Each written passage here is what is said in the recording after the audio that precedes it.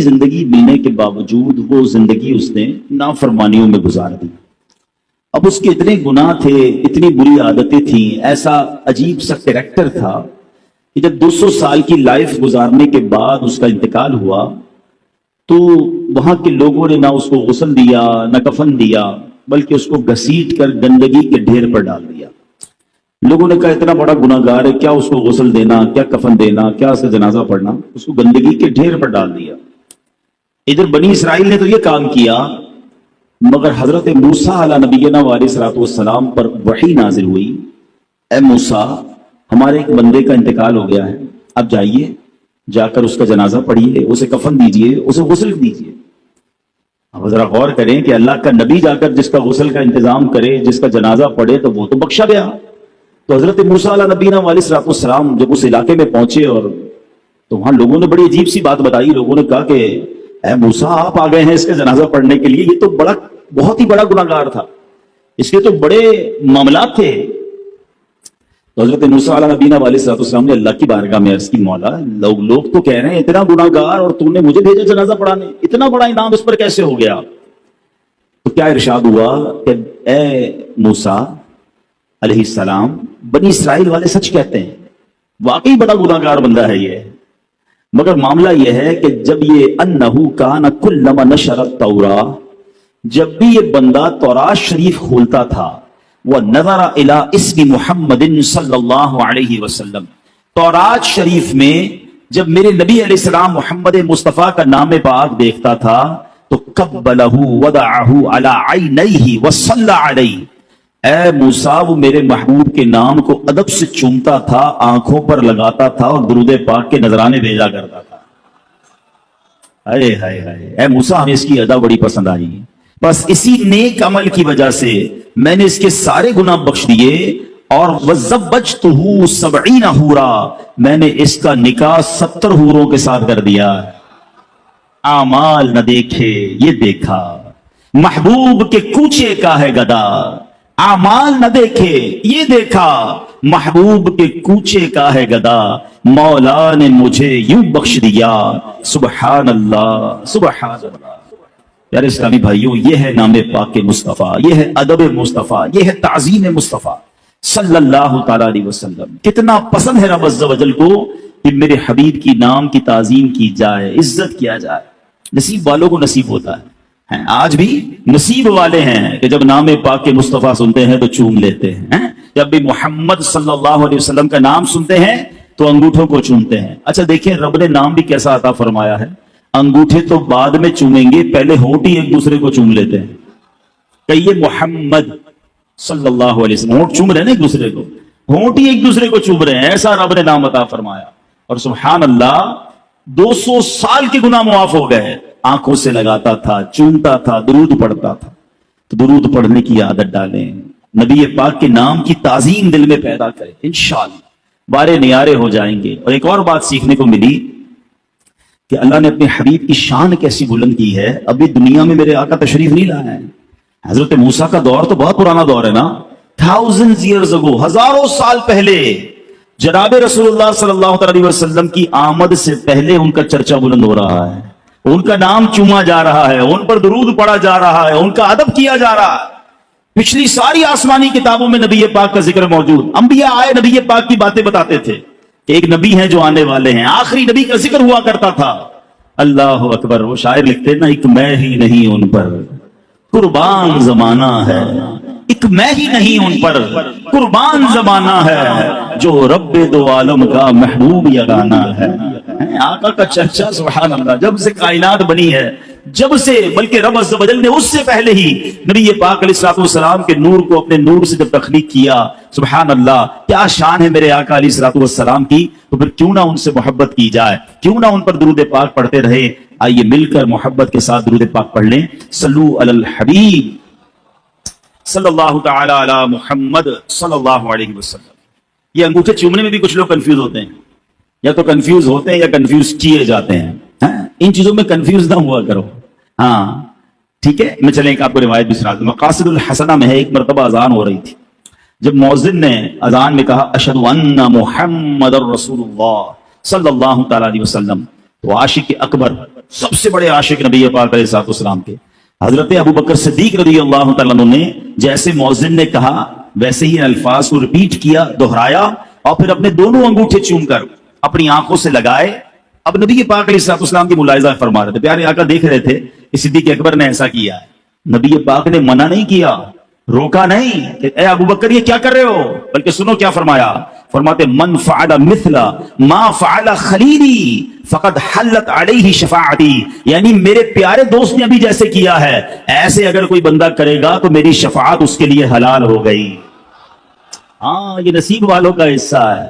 امام حسن مجتبی فرماتے ہیں جب مؤذن کہے اشہد ان محمد رسول اللہ صلی اللہ تعالی علیہ وسلم، اور جو بندہ یہ سن کر کہے مرحبا بحبیبی وقرۃ عینی محمد بن عبد اللہ، پھر دونوں انگوٹھوں کو چوم کر آنکھوں پر رکھے، وہ بندہ کبھی اندھا نہ ہوگا، اس کی آنکھیں نہ دکھیں گی۔ ارے یہ تو آنکھوں کا نور بڑھانے کا نسخہ ہے اور یہ محبت کا ایک انداز ہے، تو اس میں کس بات کا شرمانہ ہے؟ تو نبی پاک سے محبت کیجئے، پیارے آقا کے نام سے محبت کیجئے، اور جب جب نام محمد صلی اللہ تعالی علیہ وسلم سنیں محبت کے ساتھ اس کو چوم کر آنکھوں سے لگائیں، اس کی برکتیں حاصل ہوں گی۔ شاعر لکھتے ہیں نا لب پر آ جاتا ہے جب نام جناب، منہ میں گھل جاتا ہے شہد نایاب، لب پر آ جاتا ہے جب نام جناب، منہ میں گھل جاتا ہے شہد نایاب، وجد میں ہو کے ہم اے جاں بیتاب اپنے لب چوم لیا کرتے ہیں۔ لب خود ہی چوم لیتے ہیں ایک دوسرے کو، محمد جب کہتے ہیں تو سبحان اللہ لب ایک دوسرے کو چوم لیا کرتے ہیں۔ اللہ نبی پاک کے نام کی تعظیم ہم سب کو نصیب فرمائے۔ ایک بار پھر درود پاک پڑھ لیں، صلو علی الحبیب صلی اللہ تعالی علی محمد صلی اللہ علیہ وسلم۔ انشاءاللہ نبی پاک کا ذکر خیر سنیں گے، پیارے آقا کے مبارک نام ہی کے کچھ اوصاف آج سنیں گے، اور نبی پاک کی شان تو ایسی ہے جس بھی طرف نظر دوڑائیں اللہ نے اپنے نبی کو ایسا باکمال بنایا ہے، ایسا شاندار بنایا ہے۔ آپ کے چہرے کے اوصاف، آپ کے جسم مبارک کے اوصاف، آپ کے معجزات پر بات کی جائے، آپ کے اخلاق پر بات کی جائے، آپ کی بہادری پر بات کی جائے، آپ کی سخاوت پر بات کی جائے، آپ کی عقل مبارک پر بات کی جائے، یا آپ کے فیصلوں پر بات کی جائے، آپ کی سیرت کے جس بھی پہلو پر بات کی جائے، عقل حیران ہو جاتی ہے کہ اللہ نے اپنے حبیب کو کیسا شاندار بنایا ہے۔ وہ پنجابی شاعر لکھتے ہیں نا ایڈا سونا نبی کوئی دنیا تے آیا نہیں، یار ایہو جیا کوئی رب نے بنایا نہیں۔ لوح بھی تو قلم بھی تو تیرا وجود الکتاب، گنبد آبگین رنگ تیرے محیط میں حباب، عالم آب و خاک میں تیرے ظہور سے فروغ، ذرہ ریگ کو دیا تو نے طلوع آفتاب۔ ذرا اس مصرے کو سمجھیے گا، ذرہ ریگ کو دیا، ذرہ ریگ یعنی ریگستان کا ایک ذرہ ہے، اتنی ساری ریت ہوتی ہے ریگستان میں، مگر اس ذرہ ریگ کو اگر نبی پاک سے نسبت ہو جائے تو وہ طلوع آفتاب بن جاتا ہے۔ اچھا اس کی مثالیں میں آپ کو دیتا ہوں، ذرا مثالیں سمجھیے گا، پھر یہ شعر اور زبردست طریقے سے سمجھ آئے گا۔ پہلے یہ فینومینا، یہ فارمولا، یہ بات سمجھ لیجئے کہ جس چیز کو نبی پاک سے نسبت ملتی گئی نا اس کو عروج ملتا گیا۔ ذرہ ریگ کو دیا تو نے طلوع آفتاب۔ میرے آقا جب مدینے نہیں گئے تھے، تشریف نہیں لے گئے تھے، مدینے کو لوگ کیا کہتے تھے؟ یثرب کہتے تھے۔ یثرب کے معنی آفتوں اور بلاؤں والی زمین، اور نبی پاک کے قدم لگے ہیں تو کیا ہو گیا؟ وہ مدینہ منورہ بن گیا۔ اس کی ہوا میں شفا، اس کے غبار میں شفا۔ شاعر کہتے ہیں نا جب سے لگے ہیں قدم رسالت مآب کے، جب سے لگے ہیں قدم رسالت مآب کے، جنت بنا ہوا ہے مدینہ حضور کا۔ مدینے کے مقدر جاگ گئے، بھاگ جاگ گئے، کیوں؟ ذرہ ریگ کو دیا تو نے طلوع آفتاب۔ ایک ایسی شخصیت ہے جو نبی پاک کی جان لینے کے لیے تلوار لے کر پیارے آقا کو تلاش کر رہی ہے، معاذ اللہ نبی پاک پر اٹیک کرنا ہے، مگر جب جلوہ جانا دیکھا، ایمان قبول کیا، اس شخصیت کو پھر نبی پاک نے کیا بنا دیا؟ وہ عمر فاروق بن گئے۔ آقا فرماتے میرے بعد کوئی نبی ہوتا تو عمر ہوتا۔ ذرہ ریگ کو دیا تو نے طلوع آفتاب۔ آؤ نبی پاک کے بچپن میں چلتے ہیں، ابھی بچپن کا لمحات ہے، بالکل 2-3 سال کی، جو 1-2 سال کی عمر ہوتی ہے، ولادت کے بعد کی عمر ہوتی ہے، دودھ پینے کی عمر ہے۔ مکے میں بہت ساری دائیاں آئی ہوں گی، بہت سارے بچوں کو وہ دائیاں لے کر گئی۔ کتابوں میں ذکر ملتا ہے قبیلہ بنو سعد سے بہت ساری دودھ پلانے والی آئیں اور بہت سارے بچوں کو لے گئی۔ آپ سے پوچھتا ہوں سوائے ایک دائی کے کسی اور دائی کا نام یاد ہے؟ کسی اور کو پتا ہے کہ ان کے के नाम क्या थे किसी का नाम नहीं पता, मगर एक दाई कहती हैं एक बच्चा रह गया, कोई दाई लेकर ना गई। क्यों ना गई? क्योंकि उसके वालिद दुनिया में नहीं थे। सोचा अगर इस बच्चे को ले जाएंगे, दूध पिलाएंगे, उतने पैसे नहीं मिलेंगे क्योंकि वालिद दुनिया में नहीं है। मगर उस दाई के भाग जागने थे, उस दाई की किस्मत जागनी थी। उस दाई ने उस बच्चे को क्या लिया? आज 1450 साल गुजर गए, कौन सी महफिल है, कौन सी सीरत की किताब है जहां दाई हलीमा का जिक्र नहीं है? ऐसा क्यों हुआ? जर्रे रेग को दिया तूने तुलुए जर्रे रेग को दिया तूने तुलुए आफ्ताब। जो नबी पाक से निस्बत वाला हो गया ना, जिसको आका ने टच कर दिया, जिसको आका ने कुर्ब दे दिया, वो आफ्ताब तुलुए आफ्ताब बन गया। एक और औरत का जिक्र करते हैं, एक और बूढ़ी खातून है। नबी पाक मक्के से मदीने जा रहे हैं, हिजरत कर रहे हैं, रास्ते में खाने की जरूरत पेश आती है, ठीक है ना। अब भी हम जाते हैं, हैदराबाद जाते हैं, लाहौर जाते हैं, खाने रास्ते में होटल बने हुए होते हैं, चाय पानी पी लिया, दाल रोटी खा ली। उस जमाने में तो ऐसा नहीं था, खेमे लगते थे। हो सकता है उस जमाने में और भी खेमे हों। अच्छा, वो सफर भी थोड़ा सा छुपकर था, दुश्मनों का खौफ भी था। सिद्दीक़ अकबर रज़ियल्लाहु तआला साथ थे। एक खेमे में नबी पाक तशरीफ ले गए। एक बूढ़ी खातून थी, का खाने को कुछ है, खाने को कुछ नहीं है, कुछ भी नहीं था उसके खेमे में। तो नबी पाक ने देखा एक ऐसी लागर सी बकरी है जो बिल्कुल, जिसको कहते हैं सूखी हुई है। आका ने फरमाया मैं इसका दूध निकाल लूं। हजरत काफी अरसा हुआ इसने दूध देना छोड़ दिया है। नबी पाक ने फरमाया मुझे इजाजत दे दो, मैं निकाल देता हूं। तो ठीक है, आप निकाल सकते तो निकाल लें। नबी पाक ने हाथ फेरा, बिस्मिल्लाह पढ़कर उसके थनों में दूध आ गया। दूध दोया, प्यारे आका ने दूध पिया, सिद्दीक़ अकबर ने दूध पिया, गुलाम और साथ था उसने भी दूध पिया। उस खातून के खेमे में जितने बर्तन से कभी दूध से भर गए हैं, उनके शौहर वापस आए, कहते ए उम्मे माबद, उनका नाम था उम्मे माबद, वो शौहर का नाम क्या था? अबू माबद। कहते हैं उम्मे माबद, ये हमारे खेमे की हालत कैसे बदल गई? वो कहती है एक मुबारक हस्ती आई थी, नाम भी नहीं पता था उन्हें नबी पाक, उन्होंने एक मुबारक हस्ती आई थी, बड़ा हसीन चेहरा था, बड़ा निराला चेहरा था।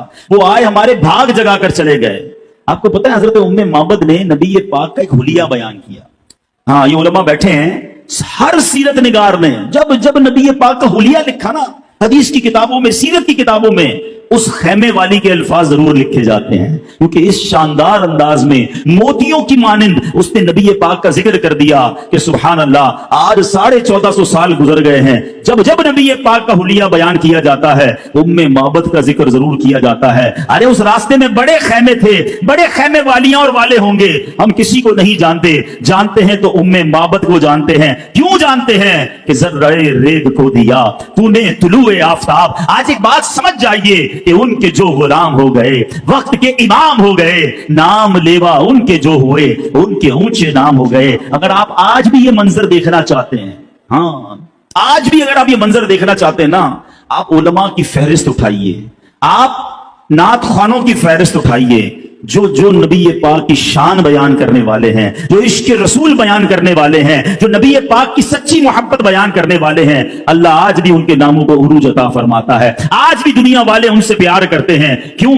उनके जो गुलाम हो गए, वक्त के इमाम हो गए, नाम लेवा उनके जो हुए, उनके ऊंचे नाम हो गए। तो बात यह है कि अगर अपनी इज्जत बनानी है तो नबी पाक की इज्जत की बात करना शुरू कर दो, सरकार के चर्चे को बुलंद करना शुरू कर दो। मेरा नाम करेगा रोशन, दो जग में नाम तुम्हारा। काश ये बात हमें समझ आ जाए। और सुभान अल्लाह, जब गौर कीजिए कि जिस नबी अलैहिस्सलातु वस्सलाम के नाम की बरकत इतनी है, उनकी जात का आलम क्या होगा। अब बात कर रहे हैं हम नामे मोहम्मद की, ठीक है। याद रहे कि नबी पाक अलैहिस्सलातु वस्सलाम की शानों में से एक शान ये भी है कि मवाहिबुल लदुनिया में है कि नबी पाक अलैहिस्सलातु वस्सलाम के वहां पर 800 नाम लिखे हुए हैं, ठीक है। आला हजरत ने जब तहकीक की, रिसर्च की, तो आप फरमाते मुझे 1400 नाम मिले हैं। मजीद फरमाते ये मेरे इल्म में आ गए हैं, वरना नबी पाक अलैहिस्सलातु वस्सलाम के नामों की गिनती मुमकिन नहीं है। हजरत काबुल अहबार रज़ियल्लाहु तआला अन्हु ने बड़ी कमाल की एक तहकीक लिखी है, सुनते जाइए और झूमते जाइए। वो कहते हैं अहले जन्नत के यहां आपका नाम पाक अब्दुल करीम है, अहले दोज़ख के यहां अब्दुल जब्बार है, अहले अर्श के यहां अब्दुल हमीद है, फरिश्तों के यहां अब्दुल मजीद है, अंबिया इकराम अलैहिस्सलातु वस्सलाम के यहां अब्दुल वहाब है, जिन्नात के यहां अब्दुल रहीम है, پہاڑ آپ کو عبد الخالق کہتے ہیں، خشکی میں آپ کا نام عبد القادر ہے، سمندروں میں آپ کو عبد المہیمن کہا جاتا ہے، مچھلیاں آپ کو عبد القدوس کہتی ہیں، وحشی جانور آپ کو عبد الرزاق کہتے ہیں، شیطانوں کے ہاں آپ کا نام عبد القہار ہے، درندے جو چیڑ پھاڑ کرنے والے جانور ہیں آپ کو عبد السلام کہتے ہیں، چوپائے آپ کو عبد المؤمن کے نام سے پہچانتے ہیں، پرندے آپ کو عبد الغفار کے نام سے پکارتے ہیں، اللہ پاک کے ہاں آپ کا نام مبارک طٰہٰ ہے، اور مومنوں کے ہاں سب سے مشہور و معروف نام محمد ہے، اور آپ کی کنیت ابو القاسم ہے کیونکہ آپ جنت تقسیم کرنے والے ہیں۔ نبی پاک کا نام محمد صلی اللہ علیہ وسلم 4 جگہ آیا، پارہ 4 سورہ آل عمران آیت نمبر 144، پارہ 22 سورہ احزاب آیت نمبر 40 میں، پارہ 26 سورہ محمد آیت نمبر 2 میں، پارہ 26 سورہ فتح آیت نمبر 29 میں۔ ایک پیاری سی آیت سنو، کس انداز میں رب نبی پاک کے نام کو بیان فرما رہا ہے۔ قرآن فرماتا ہے بسم اللہ الرحمن الرحیم، ما کان محمد ابا احد من رجالکم ولکن رسول اللہ وخاتم النبیین وکان اللہ بکل شیء علیما۔ کنز العرفان، محمد تمہارے مردوں میں کسی کے باپ نہیں ہیں لیکن اللہ کے رسول ہیں اور سب نبیوں کے آخر میں تشریف لانے والے ہیں، اور اللہ سب کچھ جاننے والا ہے۔ یعنی قرآن سے یہ عقیدہ ثابت ہے کہ اللہ کے نبی یہ سب سے آخری نبی ہیں، یہ خاتم النبیین ہیں، رب نے انہیں قرآن میں فرمایا ہے۔ سبحان اللہ۔ تو یاد رکھیے جس طرح اللہ کو ایک ماننا ضروری ہے، ہمارا ایمان مکمل نہیں ہوتا، اسی طرح جناب رسول اللہ صلی اللہ علیہ وسلم کو اللہ کا رسول اور آخری نبی ماننا ضروری ہے۔ خوبصورت نعرے امیر اہل سنت نے عطا فرمائے، خود بھی لگاتے رہا کریں، اپنے بچوں کو سکھائیں، اپنی نسلوں کو بتائیں کہ محمد مصطفیٰ سب سے آخری نبی، احمد مجتبی سب سے آخری نبی، آمینہ کا لاڈلا سب سے آخری نبی، شاہ ہر کوثرا سب سے آخری نبی، تاجدار انبیاء سب سے آخری نبی، ہے حبیب کبریا سب سے آخری نبی، عقیدہ سب صحابہ کا سب سے آخری نبی، عقیدہ اہل بیت کا سب سے آخری نبی۔ سبحان اللہ۔ ایک اور خوبصورت بات سن لو کہ نام محمد میں بھی عقیدہ ختم نبوت بیان ہوا ہے۔ ہاں، اسی نام میں یہ عقیدہ بھی موجود ہے، ذرا تسلی سے سمجھیے گا۔ علماء نے بڑا پیارا نقطہ بیان فرمایا۔ علماء کہتے ہیں کہ لفظ محمد جو ہے نا وہ حمد سے بنا ہے، ٹھیک ہے، اور حمد سب سے آخر میں کی جاتی ہے۔ ہم کھانا کھا کر کیا کہتے ہیں؟ الحمدللہ۔ پانی پی لیتے ہیں پھر کیا کہتے ہیں؟ الحمدللہ۔ کوئی بھی کام ہو جائے اس کے بعد حمد کیا جاتا ہے، یہاں تک کہ اللہ پاک نے اہل جنت سے متعلق فرمایا کہ وآخر دعواہم ان الحمدللہ رب العالمین۔ آسان ترجمہ قرآن کنز العرفان، اور ان کی دعا کا خاتمہ یہ ہے کہ تمام تعریفیں اس اللہ کے لیے ہیں جو تمام جہانوں کا پالنے والا ہے۔ تو معلوم ہوا کہ حمد آخر میں ہی کی جاتی ہے۔ تو اب پچھلے سارے نبیوں کے نام دیکھ لیں، کسی کا نام محمد نہیں تھا۔ سبحان اللہ، کیونکہ ابھی تو سلسلہ نبوت جاری تھا نا، نبی پاک سب سے آخر میں آئے، ان کا نام محمد مصطفیٰ احمد مجتبی، اللہ نے ان کا نام محمد رکھ کر بھیجا اور یہ بتا دیا کہ اب حمد ہو گئی ہے، اب ان کے بعد کسی نبی نے نہیں آنا ہے۔ محمد مصطفیٰ سب سے آخری نبی، احمد مجتبی سب سے آخری نبی، عقیدہ سب صحابہ کا، سب سے آخری نبی، عقیدہ اہل بیت کا، سب سے آخری نبی۔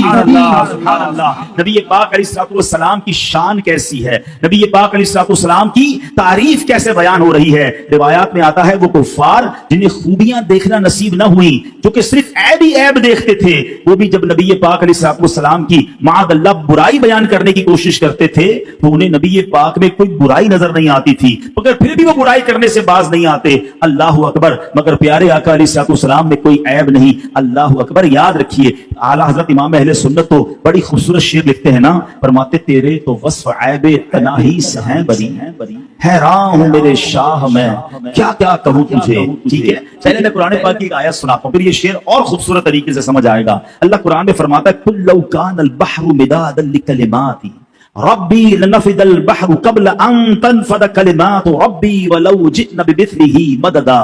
ترجمہ تم فرما دو اگر سمندر میرے رب کی باتوں کے لیے سیاہی ہو جاتا تو ضرور سمندر ختم ہو جاتا اور میرے رب کی باتیں ختم نہ ہوتی، اگرچہ ہم اس کی مدد کے لیے اسی سمندر جیسا اور لے آتے۔ اب اس آیت کریمہ میں لفظ کلمات سے کیا مراد ہے، رب کی باتوں سے کیا مراد ہے، مفسرین کرام کے مختلف اقوال ہیں۔ شیخ عبدالحق محدث دہلوی رحمۃ اللہ تعالی علیہ اس آیت کے تحت فرماتے ہیں کہ اہل تحقیق کے نزدیک رب کے کلمات سے مراد جناب رسول اللہ صلی اللہ تعالی علیہ وسلم ہیں۔ اب آیت کریمہ کا مطلب کیا بنے گا، اگر سمندر کا پانی سیاہی بن جائے اور دنیا بھر کے لکھنے والے قلم لے کر اس پانی کے ذریعے اوصاف مصطفیٰ لکھنا شروع کر دیں، اگرچہ اس سمندر کے برابر اتنا ہی